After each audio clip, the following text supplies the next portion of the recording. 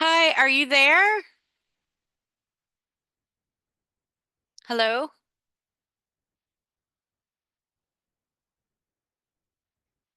You're muted. Sorry. Hi, this is Demetria Clark, the director of Heart of Herbs Herbal School, and this is the Heart of Herbs Herbal School podcast. I know it's a mouthful. Today we're talking to Naomi Kilbreth. She's a registered herbalist with the American Herbalist Guild. She is the owner of Laurel Tree Wellness LLC, and her website is laureltreewellnessllc.com. We'll put that in the description and in the bio so you can find her because you're definitely going to want to connect with her after we talk to her today. She's going to chat about her herbal story, share with her work with long COVID, which is a subject that I feel like a lot of people are talking about, but a lot of people don't know where to go next. And her new project, the Herbal Collective, an online platform that houses all of her educational content. So if you connect with anything that she's saying, we're going to have the link in the bio so you can definitely check her out. Good morning, Naomi. Thank you so much for being here. And I hope I didn't massacre your last name too badly. Adrian, thanks for having me on your show. Yes, you said it just fine. Wonderful. So, what is your herbal story? How did you come to herbalism? Because you've made this your life. Yes. Well, that's true. It did not start that way, but the roots of working in the health field certainly were. My mom was very health conscious, and so I remember from an early age being aware that our food and what we ate was very important. She made a lot of our food from scratch, so homemade meals were the normal for us. And I remember, taking our vitamins. And then when we got sick, there was a lot of, the teas, and we'd work with the echinacea. And I think elderberry was one of them. So those were some of my earliest memories regarding health. It wasn't until much later that I was actually introduced to herbs, but my earliest introduction to the health field was around birth. I had read a book when I was a kid. I don't remember what it was, but there was a mention about home birth and home birth midwives. And I thought, wouldn't it be cool if there were still home birth midwives? And I had no idea that that was a thing. Uh, but I started talking about that with my loved ones and was connected with a local home birth midwife, and so I started following her around. She kind of had me as like a little assistant. I was 13 when I started working with her. That's so Um, cool.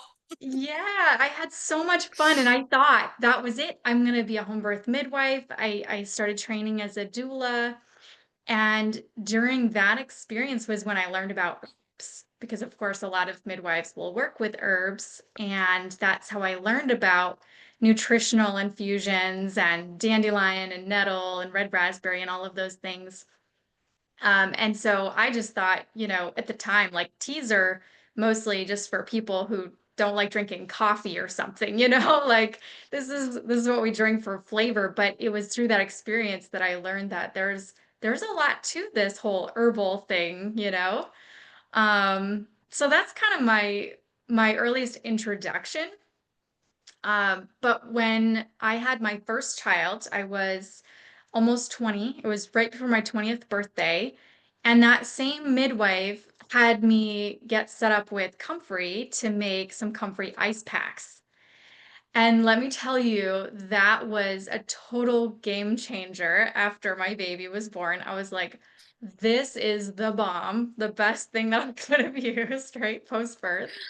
Um, and I was like, okay, this comfrey is amazing. What else can we do with it? And of course, once you ask that question, the whole world of herbalism, it just explodes before you. And so that was my gateway herb, and things just kind of unfolded from there. Oh, that's awesome. It's so funny. Our stories are not that far apart.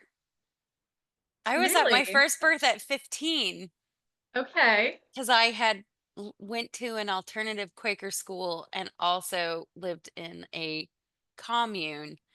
I was no longer living at home, so I lived at a commune, and all the women there were midwives. So it's just so funny to meet someone. I mean, you're before me. You got there, you got in there way before me. That's really amazing.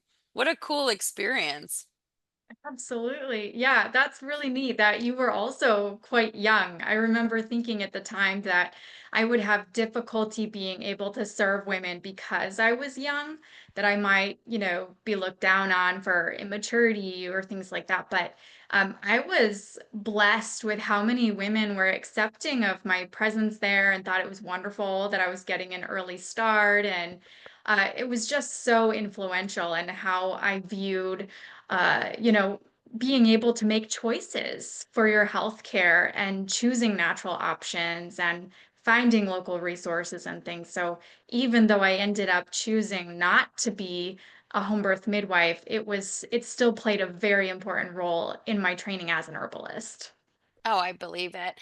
I think it's funny. I think we're so indoctrinated that young is bad, right? Or this is your care provider and you have no other choice. So when we train doulas and they're like, I'm only 19 years old or I'm only 22, no one's going to take me seriously. I'm like, the the people that you make feel safe are going to want to be with you and they're not going to care about your age.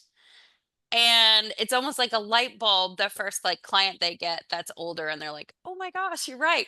And that's probably you were probably making people feel safe. You walked in the room, you were a safe presence, and nobody looks at anything other than that safe energy, I think, in birth. And we forget that we have choice over who has domain over our bodies, right?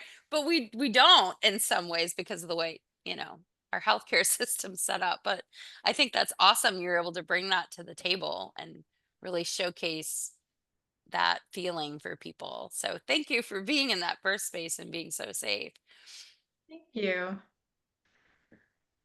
So, I mean, from there, I practiced herbalism in my family. Of course, after the ice packs, it was all about like, okay, what other herbs can we work with? And all of the early childhood things. I went on to have 4 kids, and for each one of them, herbs were just a natural part of living a healthy lifestyle and addressing all of those common early childhood illnesses and minor injuries and things like that.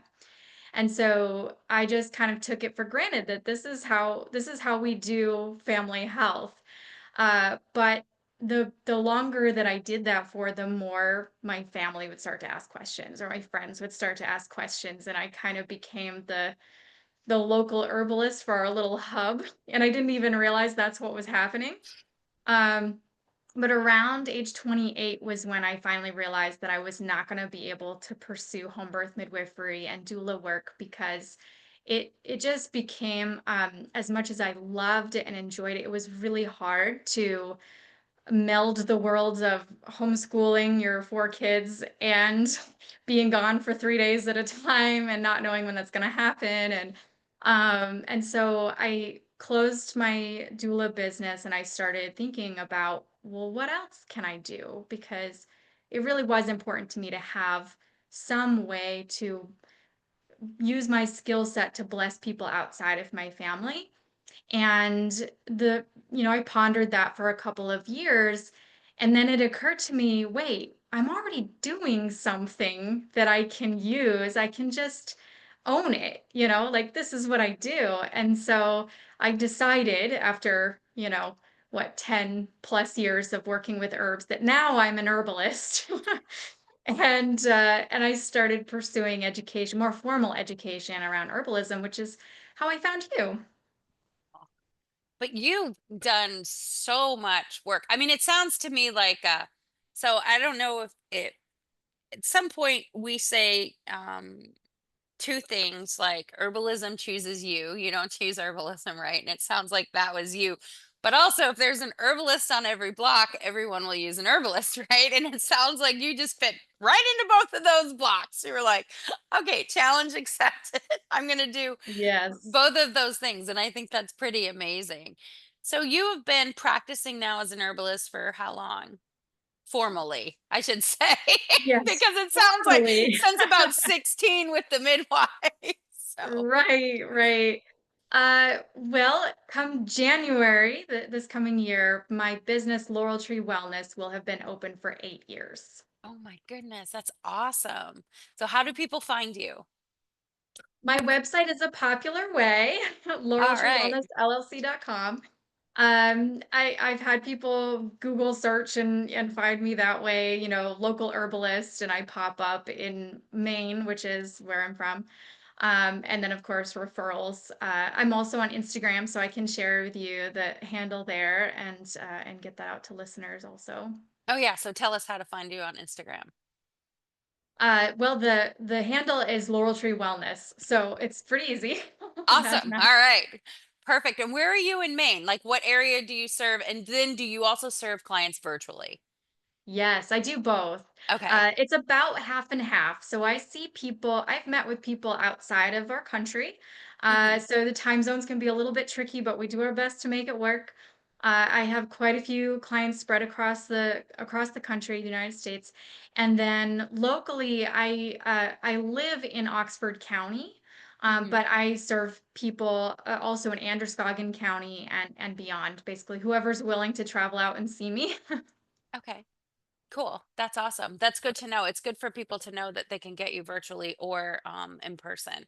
I think Mm. um, we're learning a lot about virtual healthcare and Yes. how we can use that to help each other. So I'm glad that you offer that.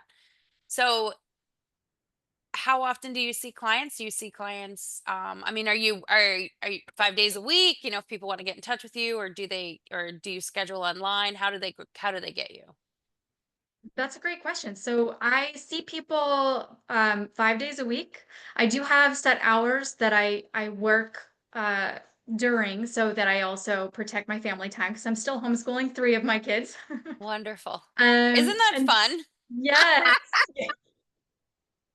it's a challenge, but I love challenges, so it's a good fit. I s- No, homeschooling has Sorry. been such a blessing. Well, it's funny. As another homeschooling mom, I'll have to just shortly tell you this story because you'll get it. So we unschooled, and one of my children is he's a fire captain now. He went through the fire academy, went up. He's a captain. So, anyways, he calls me from the fire academy one day because he's really, really ticked off at me because I didn't teach him the ratios of fire suppression foam at homeschool. And I was like, wait, does anyone else know this? And he's like, well, yeah. And I was like, is this their first time through? No. I was like, nobody knows this in high school. So I didn't miss out on it. I think they were giving them, they were teasing them maybe, saying that they learned it in high school or something. I was like, no, nobody learns that in high school. So, as a homeschool mom, when they come back at you, it's going to be something funny. Like, you didn't tell me that you could make the Eiffel Tower out of cookies or something. And you'll be like, wait, what? No. So anyway, so I just You're thought you'd think funny. that was funny. The way that they look back on homeschooling is really funny sometimes. So I think that's a real balancing act. So you probably work great with families that are trying to balance multiple I mean, I'm saying roles, but it's probably that's probably just a simplification. Like, parents who have kids in school and then they're going to activities and that kind of busyness. So if someone comes to you and they're like, I'm so busy, I'm so this, you're like, oh, I know what that feels like. So Yes, hang on, let's hold my tea. We're gonna get this figured out. So I think right. that's great. I think that's really wonderful that you can offer that kind of understanding to people. And speaking of understanding and balancing multiple things, you're working with people now with long COVID. And so do you have a protocol that you're using with them, or is it very individualized approach? Because this is something um, I know I don't see tons and tons of clients, but the ones that I see are often in these categories. And so I think it's really important work. And I think we're not going to even know the ramifications and the importance of this work for another 20 years. So I would Mm. love to hear like what you can offer individuals who are dealing with this because I think this is something that's really scary for people. Sure is. It's a new experience for all of us, even those who are simply witnesses to those suffering from long haul COVID, because we grew up with the stomach flu and strep and things like that, but those are familiar and we know what to expect. Coronaviruses are not new necessarily, but the specific type, SARS-CoV-2, is unfamiliar. And so this is something that a lot of herbalists have had to face and decide, how are we going to handle this? And there's been a lot of research going on, and I've been so blessed to be witness to and learn from other herbalists who have also experimented to try to find, okay, what's going to work for these clients. I normally work with people who have chronic illnesses. That's something that I do specialize in. People who have autoimmune conditions and allergies and metabolic concerns and things. And so it made sense that that same group of people would then, call on for support in dealing with long COVID. And so usually by the time people come to me, they've already tried other things and they've been to their doctor and they're not finding any relief from the options that have been made available to them. And so then we start looking at, well, what are some herbs that can be useful? What are some nutritional approaches that we can take? And so it has been a challenge to try to find answers for these folks. I find that for the most part, it does need to be customized because everybody's different. A huge part of what I do and what a lot of other herbalists do is look at the energetic state of a person. And oftentimes we come to the point of illness, we arrive at that point prior to our illness with completely different backgrounds. And energetics help us to figure out where they're coming from and what their body actually needs, so then we can match those herbs to the person. But I also think that understanding the root cause for them is also important. One of the root causes that a lot of people talk about um, is that if there were pre-existing health issues for someone, that they're more likely to have trouble recovering from any kind of virus, but especially COVID. And so we will look at the timeline of events for this person, and we will ask, what else was going on prior to getting sick with COVID, and so that we can not only help to correct, possible damage that was caused by the virus, but also what was the groundwork that, laid the stage for that virus to kind of get out of control and work on those underlying issues. So that's a pretty common situation, a common approach. Um, but there's other possible root causes as well that I get a lot of questions about. So I don't know if you want to jump into those a little bit, but we could talk about some of the root causes.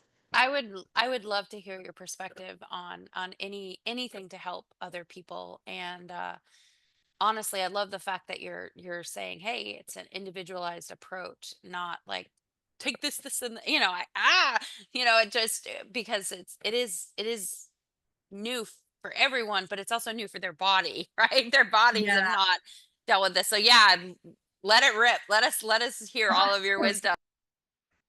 Well, part of it too is that long haul COVID expresses itself different for people. And so some people will experience, those dysautonomia type symptoms where they have dizzy spells and they feel lightheaded and or brain fog, memory issues. And then you have others who end up with digestive issues. Gastritis is a common one that ends up happening, chronic fatigue. And so it looks different for everybody, which is why I feel so strongly that we can't just give a blanket statement approach and tell everybody to take the same herbs, because it doesn't necessarily apply to them. Um, but then looking at those root causes, I think is also really important. And I think it is a it's very easy, it's very tempting to assume that someone, if they're struggling with long COVID, that they must have had a pre-existing condition, right? Like they must have had diabetes, they must have had hypertension, they must have had one of those things that we blame these chronic symptoms on, but it's not always the case. I've had a number of long haul COVID clients who were in wonderful health before getting sick. They were active, they ate wonderful, they, ate organic foods, and they had no chronic illnesses at all, and yet they got sick. So what I've had a exactly lot of happened there? athletes. Yeah. Yeah, like a surprising, based on what they say, like surprising number of athletes and a surprising number of men who now are experiencing like fibromyalgia symptoms. Mm, Where fibromyalgia was primarily a female, they at least diagnosed for females, right? And so I think it's interesting that you pointed that out, that that isn't, we like to say, oh, it's you earned it, but but it's not, it doesn't work that way with this.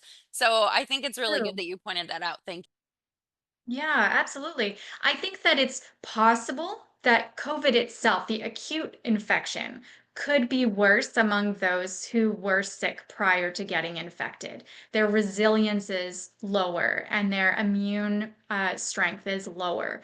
But the long haul COVID symptoms are a completely separate ball of wax. This is a new game, and it's not always related to the severity of the acute infection.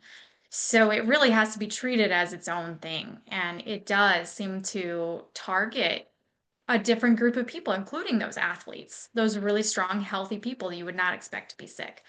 So there's a few other theories about why that happens. One of them that I've seen quite a bit of research on is that it's waking up dormant viruses. That the acute infection, when somebody gets sick with COVID, that whatever hidden or dormant virus was already present that was not symptomatic now becomes unleashed. So we have like strep, or not strep, chicken pox. Chicken you. pox somebody had in the past, and then they end up with shingles. And why is that happening? That happened to me post COVID, and it wasn't right in the wake of it, but uh, did that happen because I had COVID? Maybe, maybe not. Maybe it increased my risk, but that is an example of something that can be woken up. Epstein-Barr, What people about who, mono? Yeah, Have you, exactly. yeah, like people who've had, I'm wondering if it's more to, there's something to do with the spleen. And because mono Yes. can really affect the spleen. Like that's just like some things that have been going through my head when I'm like, you had mono?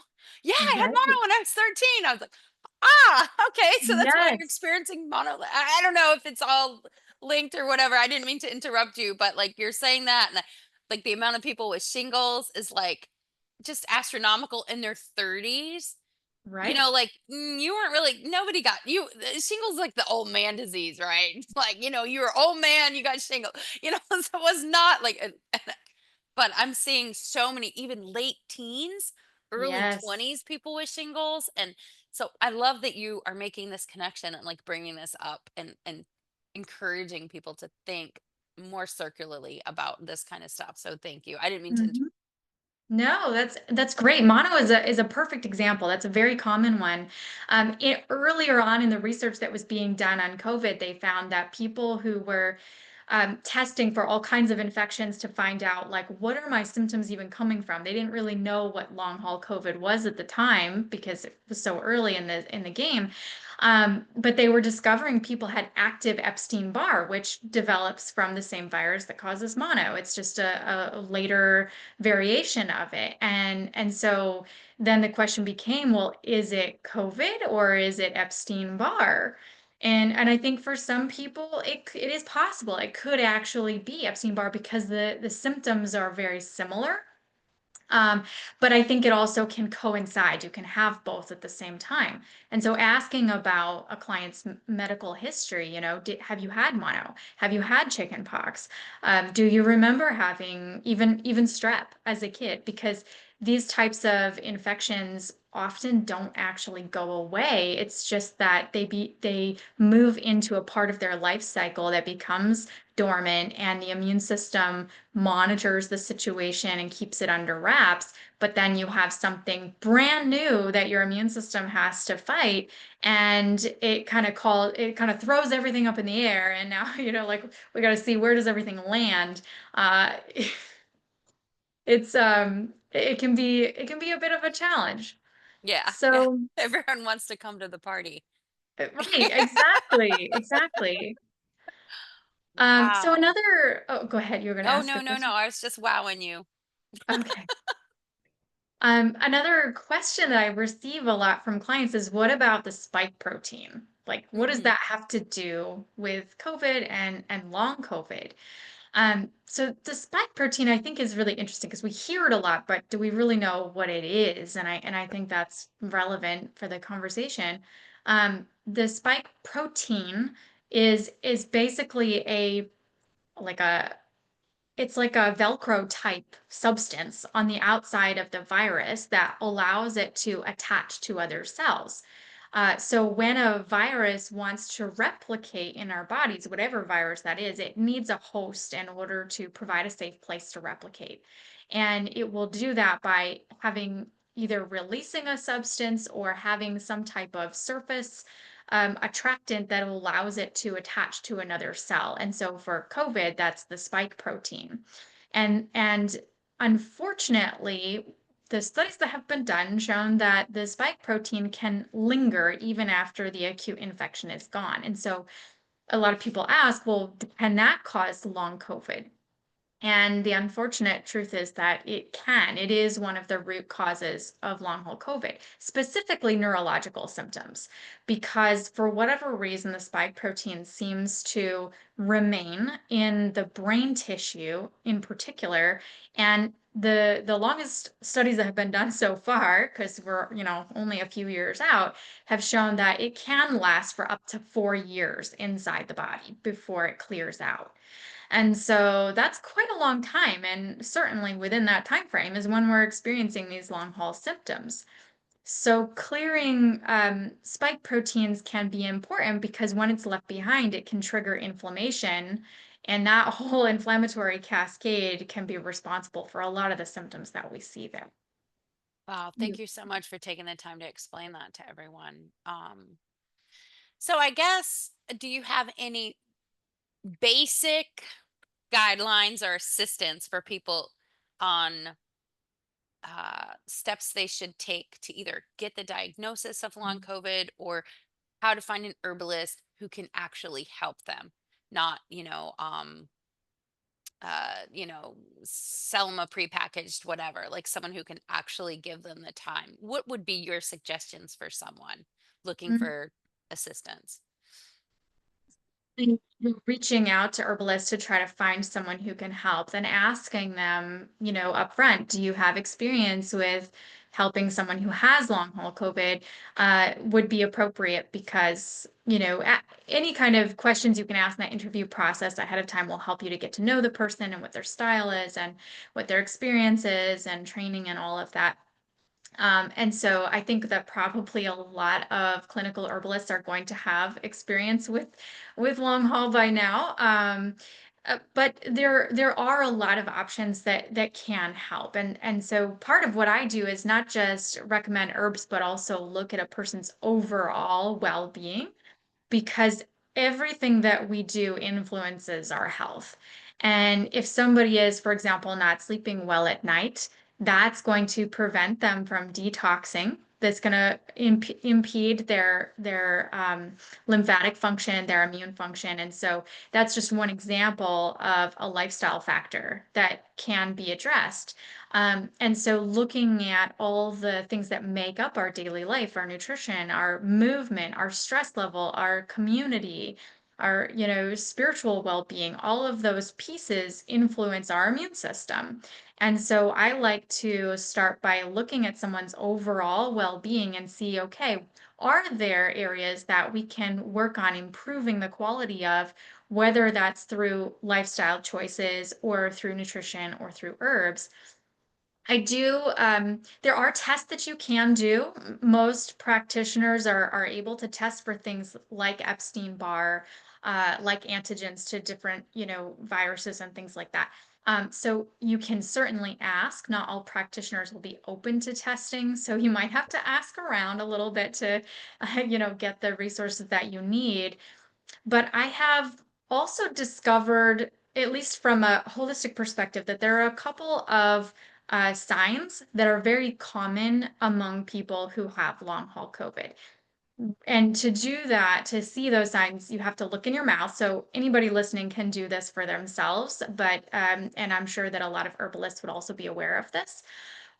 But one of the signs that I observed is that the tongue, which is a great picture of what's going on inside of the body, normally is positioned straight, right? It's facing, when you stick your tongue out, it sticks out straight.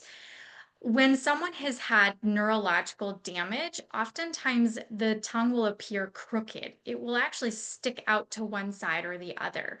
That's most commonly associated with something like a stroke or Parkinson's, but I've actually been seeing it in young people after they've experienced COVID. And so if their tongue has like a crooked tip, it's like tilted to one side, that's not diagnostic for sure, but Yeah, it yeah. can indicate that there is some imbalance in the nervous system, which is one of the most common indicators that you see, or areas of symptoms that you see with somebody who has long haul COVID. The other sign that I look for is a crooked uvula. So when you look in your mouth, and you might have to use a little flashlight to see in the back of your mouth, and you look at the uvula hanging down in your throat, and usually the arches on either side are nice and even so that the uvula hangs down straight. But with long haul COVID, you sometimes see one side of the arch being higher or lower than the other, which makes the uvula crooked.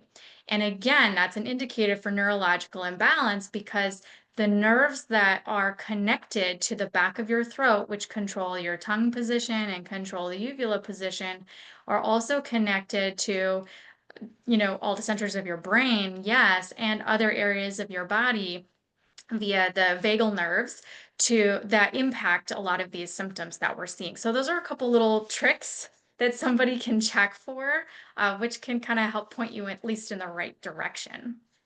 Oh, I love that. Thank you for sharing that tip with everyone. I think that they'll find that really useful.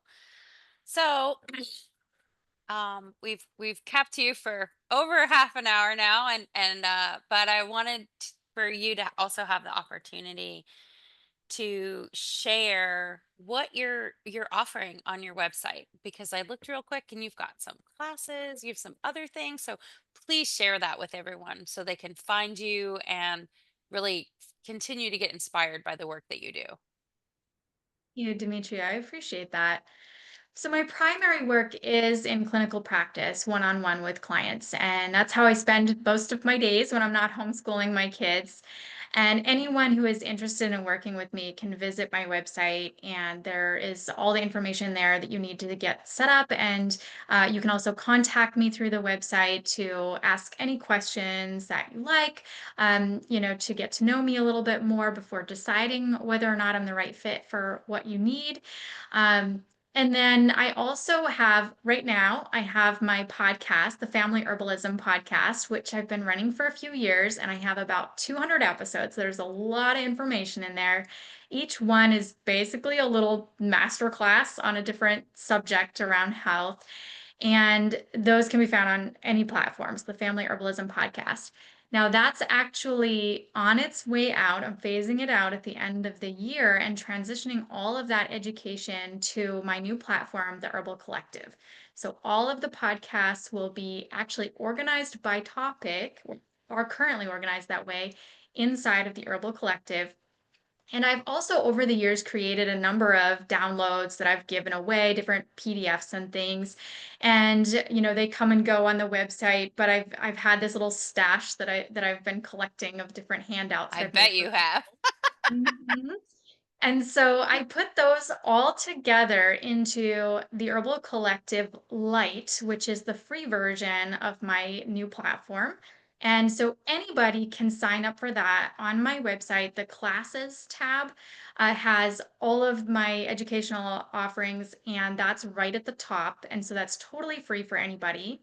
But those who would like more education can sign up for one of the membership options for the Herbal Collective, which also has a weekly gathering. So I get together on Wednesday afternoons with anybody who signs up and wants to join me, and we just talk about things herbal. And it's based on who's there and what they're interested in. And so it's a very dynamic conversation. It's a lot of fun. And I love that because with the podcast, I don't get to enjoy that face-to-face connection with people, and I really appreciate that aspect. So the weekly gatherings are just a fun way to get together and share our love for herbs and natural health. I also will be releasing monthly classes inside the Herbal Collective for that will be completely free to members starting in 2026. And this year, I also released a virtual herb walk series that's in the collective as well. So there's a ton of resources available for those who are interested in joining.